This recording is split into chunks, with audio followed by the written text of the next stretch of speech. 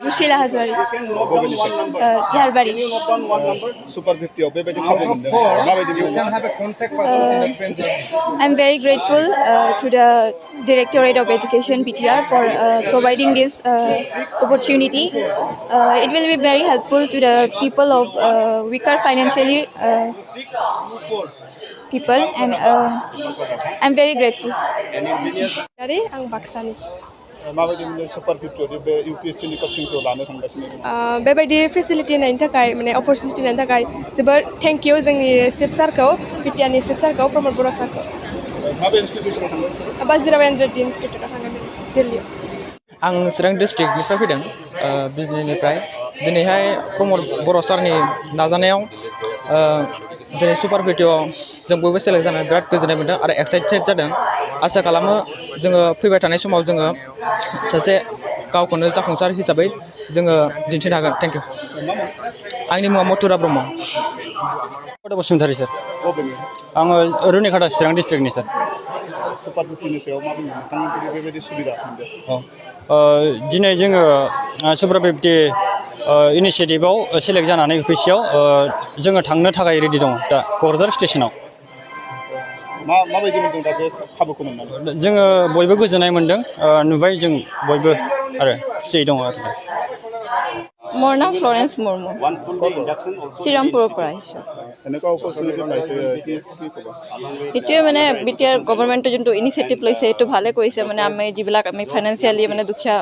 ফেমিলিৰ হয় তো আমাৰ কাৰণে মানে দিল্লীত যাই কিনি কোচিং লোৱাটো আমাৰ কাৰণে সম্ভৱ নহয় আমাৰ সপোনটো আছে কিন্তু আমি মানে তেনেকৈ এফৰ্ড কৰিব নোৱাৰোঁ কিন্তু বিটিআৰ গভৰ্ণমেণ্টে এইটো আমাৰ কাৰণে এটা ভাল ইনিচিয়েটিভ লৈছে যি মানে জৰিয়তে আমি আমাৰ নিজৰ সপোনটো পূৰণ কৰিব পাৰিম এতিয়া আমি দিল্লীলৈকে যাম দিল্লীলৈকে ওলাই আছোঁ কালি গৈ পাম আৰু পৰহিৰ পৰা আমাৰ কোচিংটো ষ্টাৰ্ট হ'ব Bajirao and Reddy Institute. My name is Vikas Prasad. First of all, I thanks to CM of BTR, Sri Pramod Borsar, to take such initiative to give us a chance to reach Delhi and pursue for UPSC coaching. And that's I thank to all which bless us for. I'm from Kokazar. Yeah. Okay. सुपार 50नि गेजेरजों जोंहानि फिसाजोआ दिल्लीयाव coaching लानो थांहांदों आं बेखौ गोबां समनिफ्रायनो गोसोआव हास्थायबाय दंमोन आरो माने जोंहा रांखान्थिनि आंखाल नालाय थारमाने इदि फ्रि कचिं मोनोबा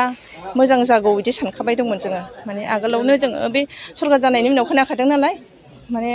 UPSC होनो थाखाय जों एन्ट्रेन्स लानानै दिल्लीयाव UPSCबो जोङो फ्रि कचिं होगोन होननानै बुंनायखौ जों खोनाखादों नालाय ओमफ्राय बे आं फिसाजोखौ बेयाव एन्ट्रेन्स लिरनो थिनबाय ओमफ्राय लिरनायाव मोजां जानानै दा बेयाव मोननायनि थाखाय आं जोबोद गोजोननाय मोन्दों आरो हा बिटिआर सरकारखौ आं बिटिआर सरकारखौ साबायखर होयो मानो होनबा आंहा रांखान्थि गैया नालाय थाखा फैसानि आंखाल बेखायनो आङो फ्रि कचिङाव होनो मोननायखाय बिराद गोजोननाय मोन्दों आरो बिटिआर सरकारखौ आं साबायखर होयो आं अंगनबादि वार्कार औ खिन्थु मोजां माने सरकारा मोजां माबाखौनो लादों मोजां आसनि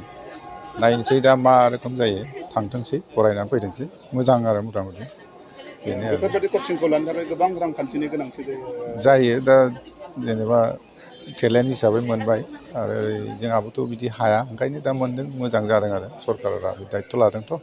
बेखिनि आरो